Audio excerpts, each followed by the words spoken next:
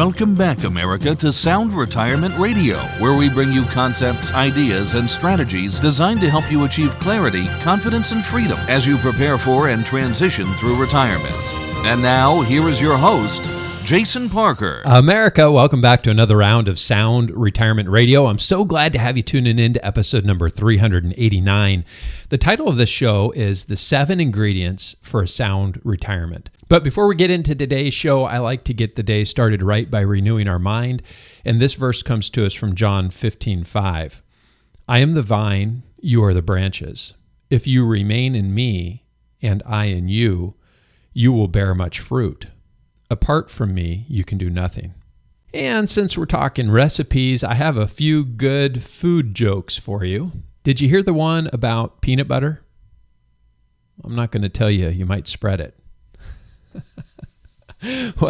What kind of coffee was served on the Titanic? Sanka.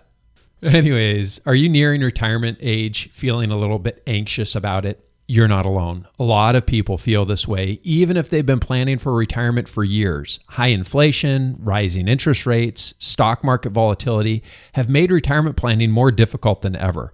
But don't despair. There's a recipe for a sound retirement, and I'm going to share it with you. But first, let's look at the 7 ingredients you're going to need. Number 1 is a vision. Number 2 is a plan. Number 3 is timeline. Number 4 is spending. Number 5 is a net worth. Number 6 is a forecast, and number 7 is mastermind. I have a quick announcement. My new book is about to be released, and one way that I like to honor our community is by giving you guys a great deal when we launch something new. So for a short time, when the book becomes available, we're going to have the price reduced to a very low amount so that our listeners get the best deal. And this is only going to be a sale for a short time. I'm going to announce it on the podcast when it becomes available at the discounted price. And we're going to send an email to our subscriber list. If you're thinking of buying the book, be sure to get it when it's at the low introductory price. If you don't listen to the podcast episodes when they're first released, you're going to want to sign up at soundretirementplanning.com by hitting the subscribe button so that we can send you an email so that you don't miss out on this limited time opportunity. You're going to love the new book. If you want to learn more about anything discussed in today's show, just visit soundretirementplanning.com. Click on episode number 389 for articles, links, and resources mentioned in today's show. I used the word ingredients in the title of today's show because I want you to think of retirement as a recipe that you can follow. If you follow a successful recipe using quality ingredients, you can end up with a delightful experience. The same is true for retirement. If you follow the right steps, you can achieve a delightful and fulfilling retirement. However, if you use the wrong ingredients or try to skip steps in the recipe, you could end up with a disaster. Aristotle once said, "The whole is greater than the sum of its parts." Another way of thinking about this quote as it pertains to a recipe and ingredients is that you can sit down and you can eat a bowl of flour, a bowl of sugar, a stick of butter, and some chocolate chips as individual ingredients. But if you mix it all in the right proportion, you can have a delicious chocolate chip cookie. The same is true for retirement.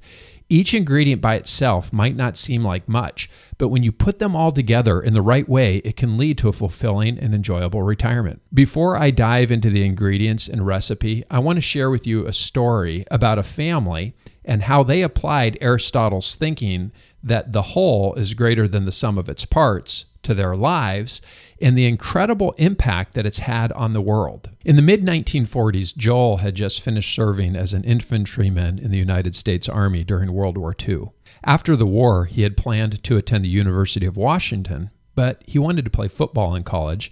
An acquaintance was the athletic director for a small school in Ohio called Marietta College. Because of this connection, he decided to attend Marietta College with the hopes of playing on the college football team. Marietta was not very well known for its football program, but it had one of the strongest college rowing teams in the country. A woman named Joanne was from Marietta, Ohio. She was also attending Marietta College. On hot Ohio summer days, the community would gather by the river to watch the rowing team compete. Joel met Joanne at Marietta College. They fell in love, and were married. By the 1960s, Joel was a successful businessman. They were living in a big city, and they had a 13-year-old son. They owned a summer cabin where they spent their summers vacationing. One day, Frank, their 13-year-old son, was complaining that he was bored. "There's nothing to do around here." Back in those days, parents couldn't just hand him an iPhone or a computer game to divert his boredom. But Joel, the dad, said, as many dads would say, "When I was your age, if I was bored, I would play with friends and we'd make up games." My dad would have completed the sentence by saying, "Now get outside and get the stink blown off of you." Frank, with a hint of sarcasm, said, "Oh, okay, Dad. Let's see what kind of game you can come up with." Joel, like many dads, loves it when they're challenged by their teenagers. He had a friend who was visiting the cabin, and he and his friends started rummaging through some of the old equipment they could find laying around the property. A badminton net, a wiffle ball and a bat, ping pong paddles. They took their collection of stuff outside and started hitting the wiffle ball over the net using the ping pong paddles, the way that you would play badminton. It wasn't long before they lowered the net so that it resembled more of a tennis court, and they started bouncing the wiffle ball back and forth over the net. I guess you could say it was a teenager's boredom and a dad who was trying to make a point that this new game was invented. As the parents sat around talking about how much fun they were having, they asked, "What should we call this game?" The new game was invented with a bunch of gear from different sports. I can only imagine the names that they might have considered. Ping wiffle, mitten ball, wiffle tennis. When Joel and Joanne would attend the rowing races on the banks of the river all those years ago in Marietta, Ohio, Joanne remembered how the top racers would be selected for the top 3 rowing teams, and all the leftover racers would form a team to compete in what they called the pickle boat. This game they were enjoying was invented with all the leftover parts from other sports. Joanne said, "Let's call it pickleball." And so the sport was born. So the next time you hear teenagers complaining about being bored, instead of handing them a device, get out some old sports equipment and start inventing your own game. You never know, it might just catch on. As you can see from this story, each of the individual parts already existed, but how they brought them together really shows that Aristotle was right when he said the whole is greater than the sum of its parts. Let's talk about the ingredients and the recipe for a successful retirement. The first ingredient, vision. The verse Proverbs 29:18 says, "Where there is no vision, the people will perish." It's important to know where you're heading and how you're going to get there. How will you know if you've lived a good and fulfilling life? Yogi Berra once said, "If you don't know where you're going, you'll end up someplace." If we don't prioritize the important things in life, it's easy for the urgency of life to get in the way of what's important. Having a vision helps us to know what the good life looks like. When we know what we want the future to hold, it can help us sidestep the bad choices that could disrupt our vision for that future. Having a vision is why we set goals.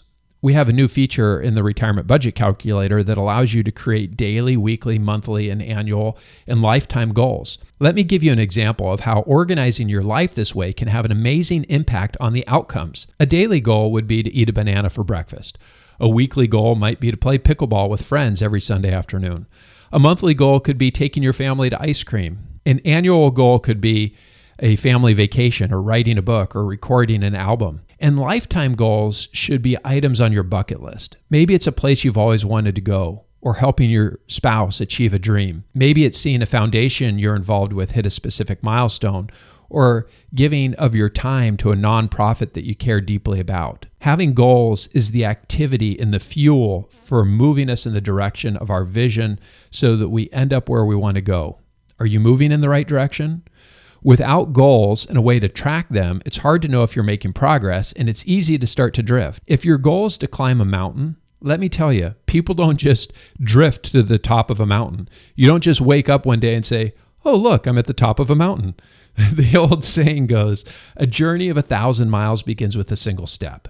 The first ingredient is to have a vision and then create goals that are taking you where you want to go.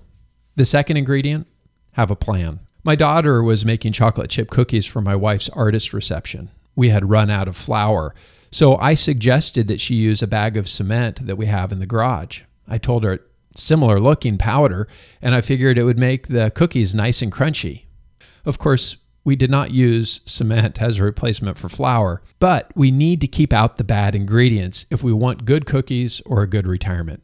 Having a good recipe involves using good ingredients and keeping the bad stuff out. What are the things to keep out? Well, I was reading through a popular financial website, and about every 7 or so headlines, there were ads with words that were very eye-catching. Here are some of the words used to try to get you to click. Don't retire. Warning. Dire. Mind-blowing. Wall Street legend warns. And guess what? None of the headlines pointed to an advertisement that talked about how good the future looked. Even if you don't click on the headline, you're still subject to the attention-grabbing words. Words are powerful, and they can impact our sense of well-being. It can be frustrating in a world where you want to have confidence, but all professional marketers know that people are more likely to pay attention to something painful rather than something positive. This is the reason we don't have the Good News Network on at 5 p.m., a channel that posts all the positive things happening around the world. Instead, we have the Bad News Network, whose focus is on recessions and health concerns and wars and shootings and famines. Anything painful and destructive is what gets all of the attention. What bleeds leads is what they say in the industry. And then we wonder why we're anxious, can't sleep, and think the sky is falling. So the simple ingredient number 2 is to keep the bad stuff out as much as possible. But by having a good financial plan, you can look at your plan and understand how the current negative headlines or the market volatility is impacting your long-term plan. I found that many times short-term headlines and volatility really don't impact long-term plans. So ingredient number 2 is to have a plan and try to keep out the bad stuff. But when the bad stuff does get through, and it will, turn to your plan so that you can see how the negative headlines are going to impact your long-term financial security. Ingredient number 3, timeline. When I was getting ready to run the Seattle Marathon, my dad told me to run my own race. He said, Jason, there's going to be people who start out running really fast. And he said, they're not going to finish. His advice was to run the first mile slower than usual so that I don't get caught up running someone else's race. As you prepare for retirement, run your own race. Don't worry about what your friends are doing. Time is our most valuable gift. We can make more money, but we can't make more time. I like the quote by Eleanor Roosevelt, who said, "The purpose of life is to live it, to taste experience to the utmost, to reach out eagerly and without fear for newer and richer experience." If you have an unrealistic timeline, you might miss out on the best years of your life. The website The Guardian has a chart that shows the likelihood of living to age 100, and I'll include a link in the show notes. If you were born in 1950, men have a 7.9% and women a 12.8% chance. If you were born in 1960, men have a 10.2% chance and women a 15.9% chance. And then, according to the U.S. Census Special Report on Centenarians in 2010, there were 53,364 centenarians in the United States, or 1.73 per 10,000 people in the total population. A better, more customized solution to planning for your timeline is to consider your own health history and your family longevity history and come up with some realistic, informed guesses about your life expectancy. You might cushion your family history with an extra 5 to 10 years if you're in really good health. Just because a small percentage of people will live to age 100, you need to consider your own circumstances. Run your own race. Which outcome would you rather have? Have a great time in your 60s and 70s and run out of money at age 95? Or would you rather skimp in your 60s and 70s and have a lot of money at age 100? I like the saying, it's better to give with a warm hand than a cold one. I'd rather spend all of the money on my family and friends and give while I'm alive and active and able to enjoy people and places than to die with a lot of money alone, but be able to pay for a bunch of medical care. Let me encourage you to enjoy your best years when you have your health and your significant other and your friends. Don't try to be the richest guy with the biggest tombstone in the cemetery. You can't take it with you. As the verse reminds us, store up for yourself treasures in heaven where moths and vermin do not destroy and where thieves do not break in and steal. For where your treasure is, there your heart will be also. Ingredient number 4, spending. You can do 4 things with money: save it, invest it, spend it, and give it. The one you can't do is take it with you once you're gone. I know I sound like an old fuddy-duddy when I use the word budget. Who wants a budget? For that matter, what the heck is a fuddy-duddy? Some people say that budgets are what our elected leaders argue over. Some people say budgets are about cutting back. Budgets are about being frugal. Budgets are a way for one spouse to criticize or control the other spouse. For those heading into retirement, we need to recognize that having a spending number is the number that answers the question of whether you have saved enough. If we don't know how much you spend, there is no way of knowing if you're going to be okay or if you're going to run out of money in retirement. Having a retirement budget is not about trying to cut back. It's about trying to spend as much as you possibly can without running out of money in retirement. So instead of thinking of a budget as something that is designed to restrict you, think of it as a way to free yourself. You get to free yourself from worry, free yourself from money stress. You can do this. All it takes is a little bit of time and a little bit of effort, and you can create a retirement spending plan for free in the Retirement Budget Calculator. Ingredient number 5, net worth. Having a high net worth does not ensure a worry-free retirement, but understanding your net worth is an important ingredient in knowing if you can reduce work and have control over your time. Net worth can be confusing because for many people, their home is their largest asset, and it makes your net worth seem high. But remember that retirement is all about cash flow, not your net worth. It's your income that will allow you to have the lifestyle you want. If you have a primary residence that's valued at $1 million and no debt, and you have no investments, you have a net worth of $1 million, but you're house rich and cash poor. Having a big house with nothing else will not give you the ability to spend unless you sell the house, rent the house, or take a loan against the house. So when you add up your net worth, be sure to break out your liquid investable assets from the value of your house. This way, you'll have a better understanding of the resources available to you to help supplement your cash flow in retirement. Having a lot of house and nothing else is kind of like the rancher who has a big hat and no cattle. He drives a Mercedes, but he can't afford the payments. Ingredient number 6, a forecast. David Booth is one of the founders of Dimensional Funds, and he recently wrote, "Forecasting is when you have a high degree of confidence in an outcome based on well-proven models." He goes on to say that a forecast is different than a wish or a worry. And I'll have a link to this article in the show notes if you'd like to read more. I like to say hope for the best, but plan for the worst. It's good to know what has happened in the past, as we can assume things will be similar, but we can't rely on the assumption that they'll be exactly the same.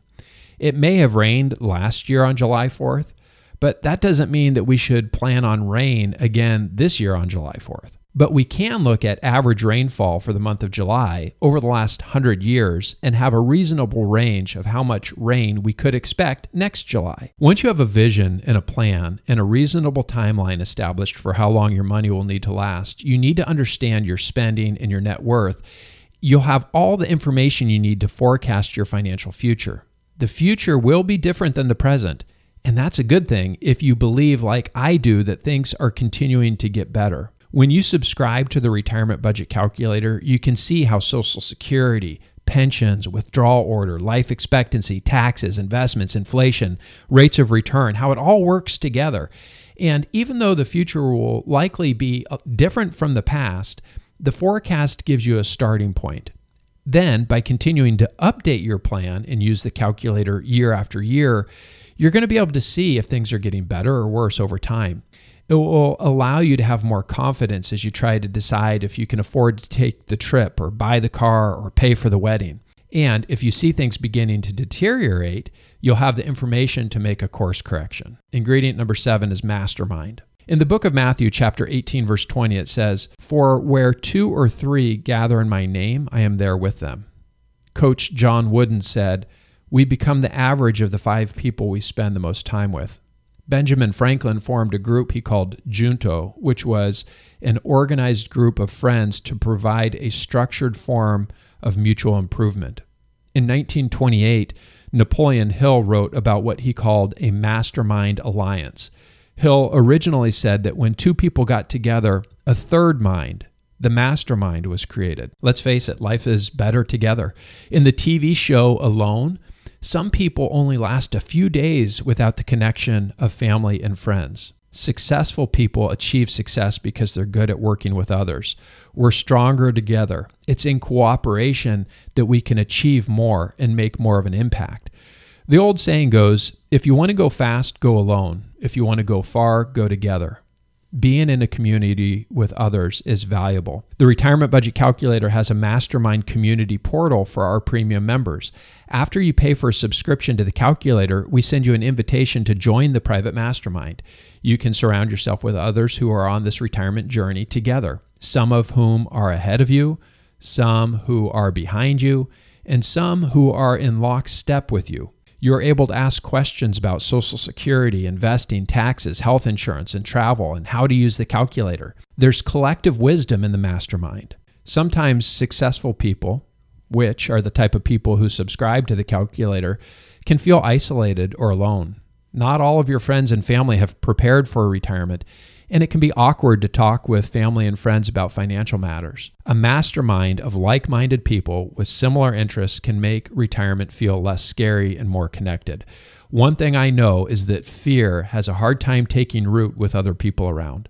But if you're all alone, isolated, with no one around, fear can become crippling. In summary, the ingredients for a successful retirement are pretty simple. There's 7 of them. Number 1, have a vision. Number 2, have a plan. Number 3, have a timeline. Number 4, understand your spending. Number 5, know your net worth. Number 6, create a forecast. And number 7, do life together in a mastermind. Any one of these ingredients may not be able to answer the question, can I retire or will we be okay? But if you have all of these mixed together in the right proportion, the sum of these parts can add up to a greater whole. With the right ingredients and a good recipe, your retirement can be delightful. You don't have to figure this out on your own. Visit the Retirement Budget Calculator to get started. Try it for free. And once you see how good it is, buy a subscription and join the mastermind and create a forecast for your future. Information and opinions expressed here are believed to be accurate and complete, for general information only, and should not be construed as specific tax, legal, or financial advice for any individual, and does not constitute a solicitation for any securities or insurance products. Please consult with your financial professional before taking action on anything discussed in this program. Parker Financial, its representatives, or its affiliates have no liability for investment decisions or other actions taken or made by you based on the information provided in this program. All insurance-related discussions are subject to the claims-paying ability of the company. Investing involves risk. Jason Parker is the president of Parker Financial, an independent fee-based wealth management firm located at 9057 Washington Avenue Northwest, Silverdale, Washington. For additional information, call 1-800-514-5046 or visit us online at soundretirementplanning.com.